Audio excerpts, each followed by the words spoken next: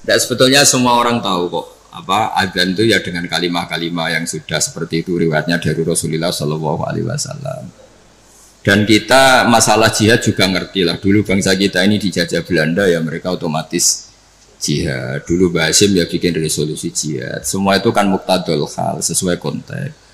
Nah, kalau dalam keadaan damai juga orang ya nggak suka jihad ya karena ya saya pernah baca di beberapa kitab kewajiban jihad itu penting. Andai kan dulu tidak diwajibkan jihad ketika kita dijajah Belanda sama Jepang, itu juga bingung. Andai kan Islam tidak punya ajaran apa? Jihad itu. Tapi ketika hukum itu berdasar muqtadul hal, maka hukum itu menjadi gugur ketika muqtadul hal itu tidak ada. Jadi tanggapi saja secara ilmiah. Jadi kita juga kebingungan loh. Andai kan dulu nggak ada bab jihad di fikih itu ketika kita dijajah apa? Belanda. Coba ketika kita dijajah Belanda, dijajah Jepang, terus ajarannya mau kasih sayang tok. Monggo. Pak, monggo pendet mau. Belanda kan dulu gak ada ajaran jihad kan ketika Belanda jajah di Tegal di mana? Nanti monggo pendet mau. Kan ajarannya orang tua aku dhisik kan ngalah. Ikhlas. Tapi barokahnya ada apa? Ajaran apa? Jihad. Kita bisa melawan Belanda dan merasa jihad fisabilillah. Tapi di mana-mana jihad itu ya ada konteksnya. Nah dulu kenapa Rasulullah tegas ya karena memang harus tegas. Rasulullah jelas benarnya, musuhnya jelas salahnya. Di zaman akhir itu tidak segampang itu. Jadi ini nggak usah jadi jawaban yang perlu dibentur-benturkan, biasa saja, normal saja. Saya dengan Mas Imam ini ya karena dia tamu tak hormati. Gitu. Nah, kalau mulai ganggu waktu saya tidak saya hormati lagi kan tidak ada. Jadi ya sudah normal saja. Makanya ini dilatih lah, ngadepi fenomena apa saja itu dihadapi secara normal saja karena agama ini menyediakan apa? Semuanya. Termasuk menurut saya kita harus berjuang supaya tradisi kita superior karena kita pejabat, kita tokoh, terus nganggap desa-desa terbelakang objek itu jangan. Kayak ya tadi, kayak kita anggap desa-desa terbelakang ini jadikan wisata karena udaranya masih segar gini-gini.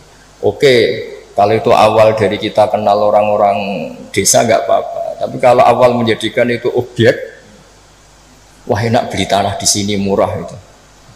Wah enak nikah di sini murah. Gitu. Paling dipakani sak ini wis gelem itu kan terus.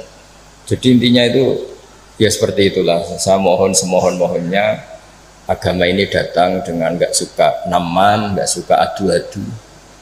Jadi yang tukang adu-adu ya harus tobat, itu ancamannya berat. Termasuk adu-adu itu yang menyampaikan kalam ini, omongan ini untuk benturkan ini, sudahlah. Kamu bayangkan ketemu Allah itu berani tanggung jawab apa enggak? Kita semua maksudnya.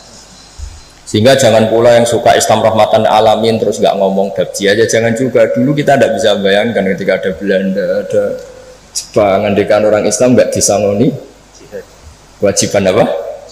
Ya, tapi semua itu ya ada muktadul halnya, ada konteksnya, terus ada ya ini normal saja. Jadi sebetulnya nggak perlu dijawab karena ini urusan notaris, tapi ini hukum normal, tidak ada. Jadi kalau yang menentang saya tentang semua kitab yang ada di fikih itu memang ya jawabannya seperti itu. Yang jelas itu ya sudah ya. Kita ingin rohamak bainahum, ingin saling mencintai, saling melengkapi, saling menghormati, dan semua kita doakan apa humahdina fiman itu sampai apa dan seterusnya dan selalu guru-guru kita, Mbah Mun, bapak saya itu kalau setiap ketemu orang, ketemu kelompok tertentu itu mesti doanya Allahumma alif baina qulubina wa aslih dzata bainina, supaya kita itu baik-baik saja karena menyatukan hati itu ya tidak gampang. Rasulullah yang kekasihnya saja dihentikan pangeran, aku sendiri Muhammad yang menyatukan hati antara Aus dan Khazraj. Lau anfaqta ma fil ardi jami'an ma allafta baina qulubihim walakinna Allaha allafa bainahum. Jadi kalau ingin Indonesia damai, semua wali maupun tidak wali, apalagi yang jabatnya harus berdoa. Yang bisa mendamaikan itu hanya kersane Allah. Kita tidak bisa. Bupati, wakil bupati, rata-rata ya seangkatan, bariku ya taruh. Itu sudah sunnatullah. Jadi artinya Makanya di antara sifatnya Nabi di beberapa kitab dulu itu apa? Mengumpulkan api dan salju. Ketika Ka'bul Akhbar dan banyak peneliti Taurat itu ngerti Nabi punya sahabat yang bernama Abu Bakar yang dingin sekali, dan punya sahabat Umar, itu yang dimaksud. Jadi mengelola itu, mengelola hatinya orang itu. Apalagi ngelola 2 istri atau 3 istri dari zaman itu, itu susahnya. Ilmu tersendiri. Iya itu kan, ya ilmunya dapat. Jadi saya mohon sekali lah bahwa kita harus sering berdoa, Allahumma alif baina qulubina wa aslih data pilih. Dan kita disatukan oleh Indonesia. Semuanya anak bangsa harus kita hormati. Kita harus ingin Indonesia ini baik, lebih baik. Karena PR kita ini banyak sekali. Jangan dihabiskan untuk hal-hal yang ya. Jadi saya mohon sekali. Jadi ya sudah seperti itulah. Gak usah ini bukan jawaban saya. Jawaban nurani seluruh bangsa Indonesia, seluruh bangsa dunia. Itu kan ya normal lah ini kan sudah. Sebenarnya nggak perlu dijawab, sudah normal, ini normal sekali. Mungkin ada saja. Lah ini maos mawon kula niku. Udah ini sudah selesai. Selesai. Lah niku kasih setunggal mari. Oh iya. Ya.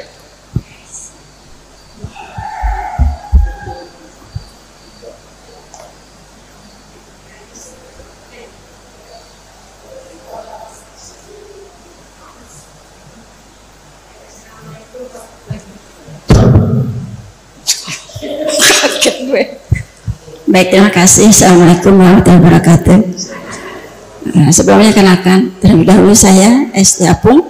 Kebetulan juga saya sebagai koordinator tablik, bidang tablik di NMI, Notaris Muslim Indonesia. Dan memang sengaja kami kesini Ustadz, karena ingin langsung berjumpa dan bertanya. Harusnya di Sukabumi, tapi kami sengaja dari Jakarta ke sini. Dari habis sholat subuh langsung ke sini. Oh, keren. Ya. Kalau ini dekat kok. Jadi sampai sekarang belum makan Ustaz. Lapar. Jadi saya mau tanya tadi bahwa orang yang pertama mencatat adalah Nabi Idris. Ya, yang memanfaatkan. Ya, memanfaatkan. Kemudian juga pada saat tadi Gus bilang zaman Nabi pun setiap perkataan Nabi, setiap apapun dicatat. Mungkin ada sekretaris Ustaznya. Dan kami sering menanyakan juga kepada ustaz yang lain bahwa untuk notaris ini juga diatur di Al-Quran, di surat Al-Baqarah ayat 282 kalau nggak salah. 282 Ustaz. Nah itu bagaimana kaitannya dengan peristiwa-peristiwa yang telah Allah berikan kepada Rasul-Rasul, dan sehingga pada saat terakhir, kitab terakhir disebutkan bahwa setiap ada perjanjian atau apapun yang dilakukan oleh manusia itu harus dicatat dan disaksikan oleh 2 orang saksi. 2 orang saksi itu kalau perempuan maka sama dengan 1 laki-laki sama dengan 2 orang perempuan. Jadi kalau misalnya saksi berarti 3, kalau 2 perempuan berarti plus 1 laki-laki. Sementara kalau di dalam kehidupan kita sekarang, karena berdasarkan undang-undang nasional, saksi itu mau laki mau perempuan sama, Gus. Nah, bagaimana menurut pandangan Gus? Hari sini. Terima kasih. Assalamualaikum warahmatullahi wabarakatuh. Assalamualaikum warahmatullahi wabarakatuh. Namanya siapa ya? Balen itu di MC orang jelas. Jadi tadi pertanyaannya Gus intinya tentang masalah persaksian dalam suatu akad. Di situ kan mungkin tidak ada yantum terus di situ bisa hadatain. Nah dua orang saksi. Nah undang-undang jabatan notaris itu mengatur bahwasanya ketika ada suatu transaksi itu cukup dengan 2 saksi, mau itu perempuan-perempuan maupun laki-laki 2. Nah sementara tadi yang beliau ketahui di ngaji-ngaji di pengajian, kalau seandainya saksi perempuan harus 2, kalau seandainya mewakili laki. Begini ya santai mawon ya. Niki biasa derek Mbah Mun kemarin sudah ke saya provokasi. Santai mawon gini ya. Ini termasuk di antara kesalahan kita kadang bandingkan hukum fikih Islam dengan tatanan modern. Sebetulnya masalahnya harus ekstrim itu gitu. Karena sesuatu yang nggak perlu dibenturkan ya nggak usah dibenturkan. Ya biasa aja. Hanya biasa aja begini. Sebetulnya ayat itu kan ada terusannya farajulu wa imra'atani mimman tardona minasyuhada. Ukurannya apa? Misalnya antadilla ihdahuma fatudzakkira ihdahumal ukhra. Jadi Abu Hanifah itu sangat longgar dalam bab usul fikih. Jadi yang diceritakan Quran itu tentu kondisi ideal versi yang paling baik, versi yang paling dapat ridha Allah. Tapi selalu saja, saya ulang lagi, selalu saja ada ruang di mana orang-orang ahli fikih bikin kaidah ma la yudraku kulluh la yutraku kulluh. Jangan kalau tidak bisa ideal terus sama sekali. Jadi kalau tidak bisa a'lal kamalat, jangan sampai tidak di adnal kamalat. Misalnya begini, kalau nuruti ideal, saksi itu harus adil. Adil itu orangnya nggak pernah dosa besar, nggak sering dosa kecil. Mana ada orang sekarang seperti itu? Terus saksi itu orangnya harus begini-begini. Nak nuruti istri juga gitu. Kalau nuruti kriteria itu harus gitu. Nggak ketemu. Li jamali harus cantik, wa mali harus punya uang, harus punya nasab, punya agama. Pasti yang seperti itu tidak mau sama kamu kan gitu. Jadi, nah lalu inti daripada kesaksian itu qat'un niza. Ada kepastian kalau sengketa ini menang ini, karena ini ada saksinya, yang lain tidak ada saksinya, atau yang satu saksinya kuat, yang satu tidak kuat. Itu saja sebetulnya kebutuhan dalam konflik itu qat'un niza. Soal surahnya persis apa enggak, ya kita yakin yang digambarkan Quran itu kelas A, adnal a'lal kamal. Yang kita lakukan itu adnal kamal, karena mau tidak mau. Saya ulang lagi, mau tidak mau. Dulu itu malah kalau nuruti persis, kalau sengketa itu disidangkan harus habis asar. Dulu orang masih normal, kalau habis asar itu kan mau surup, itu mau matahari tenggelam. Itu zaman orang era soleh, itu mau surup itu kayak apa kiamat. Terus perasaannya orang sampai cacilik kon mlebu omah, sapi pitik kon mlebu omah. Saiki ora ya, surup-surup malah gue melaku-melaku tinggu ngabuburit. Nah, dulu enggak, bayangkan dulu itu enggak ada listrik. Enggak ada listrik, terus orang itu kayak histeris setiap mau ngadepi apa malam itu. Karena enggak ada. Sehingga supaya orang itu takut akhirat, takut kematian, kalau ada sidang penting disuruh habis asar. Ini kalau menurut cerita Quran. Makanya kan di Quran itu ketika ada dua orang itu bersaksi fayub simani billah la syaitan dari fayub ba'da sholat itu disuruh apa? Habis sholat apa? Asar. Jadi dulu itu orang itu sampai seperti itu. Tapi sekarang eranya rubah, orang itu profesional, ada jam ngantor. Jam ngantor jam 9, jam 10 itu waktu orang paling lupa mati.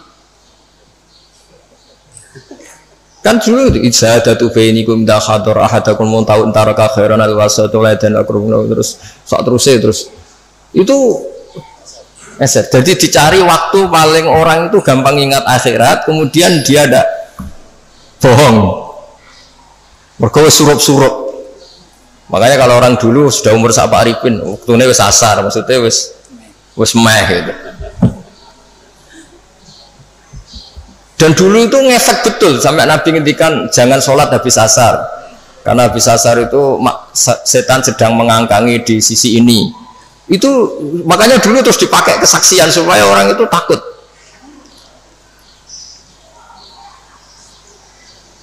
Nah, makanya saya cerita nggak perlu benturkan hukum fikih Islam dengan hukum negara, tapi kita juga jangan mengatakan terus sudah saatnya meninggalkan fikih Islam malah keliru lagi. Kita katakan tadi al-maisur la yasqutu bil ma'sur, yang bisa dilakukan ya dilakukan, yaitu tadi inti daripada kesaksian itu kan ada qat'un niza tadi. Kalau ada percekcokan ya kita tentu mihak yang punya saksi daripada yang tidak punya saksi, yang saksinya adil daripada yang saksinya fasik, yang saksinya banyak daripada yang saksinya sedikit. Ya sudah, itu yang apa ya, maksimal yang bisa kita ketahui. Bisa saja indallah sebetulnya salah, kebetulan ini saksinya adil, ternyata adil pesanan. Sudah didesain sedemikian, diset sedemikian rupa, dikondisikan terus. Ya kita tidak pernah tahu, makanya Saudara Rasul ketika kamu berdebat di depan saya, jangan-jangan di antara kalian cara berargumentasi lebih meyakinkan, kemudian saya menangkan. Sebenarnya ketika saya menangkan dan kamu salah, sebetulnya kamu tak kasih neraka gitu. Dan Nabi ngendikanya dengan penuh, ya Nabi punya karisma, sehingga dulu tuh wong ape bodoh niku sorak sido, saking wibawanya Nabi. Nah, sekarang nyari kodi yang wibawa kayak Nabi kan tidak mungkin. Malah kodi ini wedi pesakitan yang mergo orderan misalnya, kan ribet. Tapi jangan pula katakan gak usah ada kodi ada adil, malah karu-karuan dunia ini. Ya tadi kaidahnya Mbah Mun, semua ulama itu malah yudroku kulluh la yudroku kulluh. Saya sering disewani santri atau masyarakat, Gus kula badhe pegatan, bojoku ucur wewet judes ngene-ngene. Terus ketika tak bedheki gini rata-rata sudah pegatan. Enak endi keceluk di bojo ambek keceluk duduk. Isen ndi kira-kira? Isen duduk wis gitu. Wong lanang ngrati bojo iki ribet. Yo wis ora usah pegat. Paling gak ngamanno kowe status keceluk wong lanang di bojo gagah. Senajan nek ning omah diamuki ya ora usah mulai pada wis turu mulai. Jadi tadi apa malah yudroku kulluh la yudroku kulluh. Jadi kesaksian itu kan gunanya itu tadi, kalau ada sengketa hakim ini gampang mihak mana kan. Ya sudah, kalau notaris itu nganggep perempuan ini cukup dalam kesaksian, ya sudah, itu katakan hukum notaris. Tapi apa itu menghilangkan hukum Islam apa? Nggak usah gitu, itu nanti memicu. Senangannya kok memicu. Ya kira-kira gitu ya. Masih ada waktu, Gus. Satu Kapan aja cerita. Ya kan enggak. Ya nggak apa-apa ya diterus. Oh itu masih ada itu. Silakan. Karena yang hadir itu spesial ya, jauh-jauh. Oh ya. Kayak pemimpin itu harus hadir, karena nuruti gitu, nggak ada yang nggak pakai uang, nggak pakai uang nggak jadi tiba-tiba. Terima kasih. Saya tadi sangat terkesan apa yang disampaikan Gusmu berkenaan dengan Gus Baha, mohon maaf, berkenaan dengan perdagangan ya. Iya. Artinya orang kota ini tidak boleh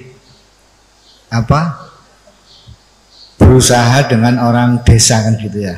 Dengan catatan ada kekhawatiran orang kota yang punya ilmu dan sebagainya ini merugikan orang-orang desa ya. Terus terang aja kami juga dari kuliah-kuliah dulu tentang perdagangan menurut syariat ini kami baru tahu nih, luar biasa menurut kami ya, dengan apa yang saya sampaikan tadi ini ya. Dan fenomena di masyarakat ini real memang ya, kita tidak bisa menutup mata ya bahwasanya perdagangan orang desa dengan orang kota ya ini akan ada yang dirugikan, yaitu orang-orang desa, kecuali orang kota tadi ini betul-betul memegang syariat ya. Yang ingin kami tanyakan Ustadz ya, bagaimana kita ini bisa berdagang ini menurut syariat kan ya. Karena menurut syariat ini, karena hari-hari ini kita berdagang gitu, termasuk tidak boleh dosa apa, terus mungkin di dalam perdagangan itu kalau ada orang kecewa atau tidak jadi beli itu dikembalikan dengan ikhlas, langsung malaikat berdoa, ya Allah hindarkan orang ini dari kebangkrutan orang yang jual tadi ini. Sehingga kami mohon petunjuk bagaimana kiat-kiat kita seorang muslim ini bisa aman di dalam syariat untuk melakukan perdagangan. Matur nuwun Ustaz. Pakai itu aja kalau. Asmani siapa? Abdul Razak. Gini Mas Abdul Razak ya, Bapak Abdul Razak. Jadi seperti yang saya ceritakan tadi, sebenarnya Nabi itu kan sangat mencintai semuanya, dan agama ini ad-dinu an-nasihah. Awal orang desa ngerti kota ya barokahnya orang-orang kota itu. Tapi ya diharapkan oleh Nabi perjumpaannya itu bukan perjumpaan kepengen ngakali, tapi memang ingin menambah atau transfer ilmu lah gitu. Kalau niatnya gitu bagus, karena ad-dinu an-nasihah, agama ini nasihah, maksudnya nasihat itu berkomitmen baik kepada orang desa atau pada orang apa lain. Coba sekarang kok udah timpang gimana ya? Di kampung itu ada hukum sosial yang bagus, misalnya buruh itu ya buruh, mengumpulkan uang dari kota maupun dari buruh ke orang lain supaya kuat beli tanah tetangganya yang harganya paling 20 juta, 15 juta, dan menangkan kasta hidupnya. Tahu-tahu orang-orang kota mentang-mentang punya uang 1 miliar, 2 miliar, tanah di kampung itu sudah diborong, padahal miliknya orang Gunung Kidul diborong orang, nggak diapa-apain. Nah ini buruh-buruh kampung situ yang ingin beli hanya corong Jawa nempel, hanya ngambil kaplingan saja tidak mampu, karena setelah dimiliki orang kota nggak akan terjual lagi selain harganya apa? Mahal. Jadi itu dulu kalau zaman Sayyidina Umar ada orang beli tanah luas kok nggak digunakan, itu disita oleh negara. Harus dipaksa digunakan atau dipinjamkan atau apalah, yang penting tetap apa? Manfaat. Jadi kalau sampean tanya gimana supaya perdagangan itu jalan, ya tadi yang terpelajar ini kalau ngajak wong desa ya niati ya tadi ya transfer ilmu, transfer peradaban, bukan malah ngakali tadi. Sampean cari di hadis Sahih Muslim itu ada itu bab itu jelas ada nah Rasulullah antalak birruban. Ada teks bagian bentuknya ngendikan la yabi hadirun libadin. Layak bi, jangan sampai orang yang terpelajar ini transaksi sama orang apa bedui. Tapi dalam konteks yang niatnya tidak baik. Tapi kalau niatnya baik, di mana-mana kalau yang dilarang ya tentu yang tidak baik. Tapi kalau niatnya transfer ilmu kayak tadi, wisata ke orang pedalaman, tapi niatnya awal dari pembelajaran ya benar. Niatnya gue tontonan tok. Malah ketika mereka terpelajar, wah di sini kena api, ono manusia pohon sekarang sudah ada indah. Itu kan kurang aja betul, sama-sama anak bangsa sih tok penonton, yang satu jadi objek, itu kan ngawur betul itu. Ya kira-kira seperti itu. Yang penting tadi ad-dinu an-nasihah, agama ini adalah apa?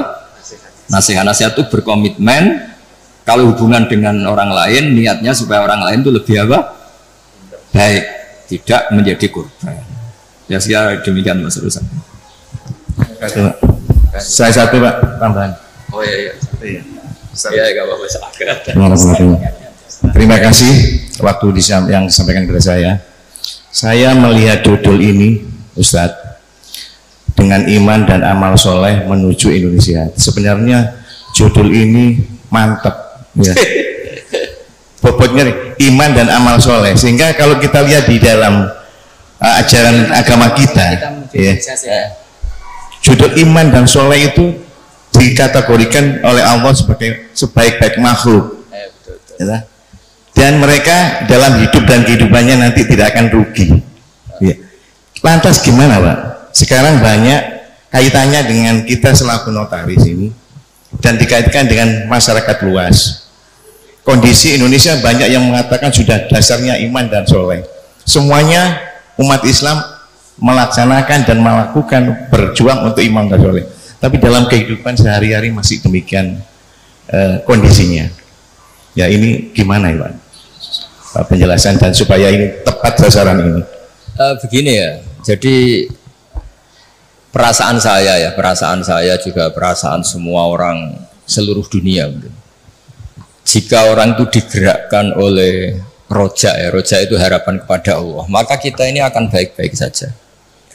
Dulu kita ditunggui Rasulullah SAW, itu tentu kita dalam kondisi terbaik. Sebagaimana hadis khairul qurun qarni, sebaik-baiknya generasi tentu yang saya tunggui kata Nabi. Dan kemudian ada merosot, dan ini normal. Masa ditunggoni Nabi, pada ditunggoni Pak Imam kan orang mungkin gitu. Mosok ditunggoni Wali Songo padha karo tunggoni Pak Arifin kan ora mungkin. Makanya andekan ini merosot ya saya seneng saja. Mosok tunggoni Nabi mbek ora padha wae kan. Tapi kita harus berpikir optimis begini. Nabi itu memang figur yang luar biasa. Kadang-kadang ngendikan ma min yaumin illa ba'dahu syarrun minhu. Tidak ada hari kecuali trennya lebih buruk, lebih buruk. Tapi jangan kira Nabi hanya ngendikan begitu. Nabi juga sering muji kita. Tuba liman amanabi walam yaroni. Cek bejane orang yang sebetulnya tidak menyaksikan saya langsung, tapi berusaha meniru saya. Ini kan luar biasa. Kita nggak dididik Nabi, nggak dididik sahabat, nggak dididik Wali Songo, mau dididik ustad.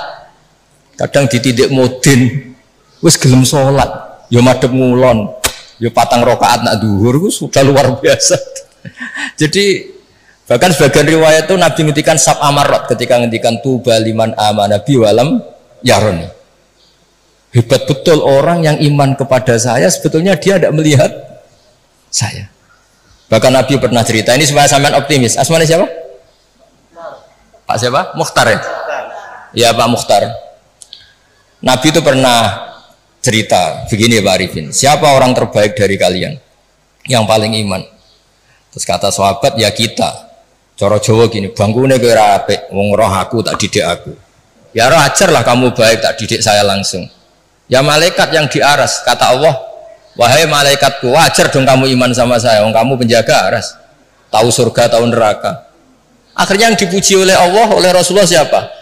Orang yang surga ya tidak tahu percaya surga, neraka tidak tahu ya percaya neraka. Apa saja percaya, padahal tidak tahu. Ya kita-kita ini. Jadi nanti kalau kita ketemu malaikat-malaikat penjaga neraka atau penjaga surga itu ya punya sisi yang kita keren. Malaikat kamu percaya ada neraka? Ya tahu lah, saya penjaganya. Saya dulu gak tahu saja percaya. Saking imannya pada Rasulullah Muhammad SAW. Artinya kita juga punya sisi top. Wong orang roh kok iman itu kan luar biasa. Jadi ini supaya optimis ya. Jadi dulu Indonesia terkenal Buddha, Hindu, dan kita dulu minoritas. Lama-lama sekarang mayoritas, bukan sekedar mayoritas, bahkan memimpin. Rata-rata presiden, pejabat ya Muslim. Ya trennya tetap naik. Kecil saya itu orang yang jilbaban hanya keluarga kiai. Sekarang satu kampung hampir jilbaban semua. Ya kita berpikir optimis lah, jangan yang pesimis. Jadi kalau trennya ya enggak itu Pak. Dulu rata-rata pejabat kayaknya rapati sholat. Sekarang arah sholat itu orang keren ya. Ya saya kira demikian. Mari kita tutup dengan bacaan Al-Fatihah.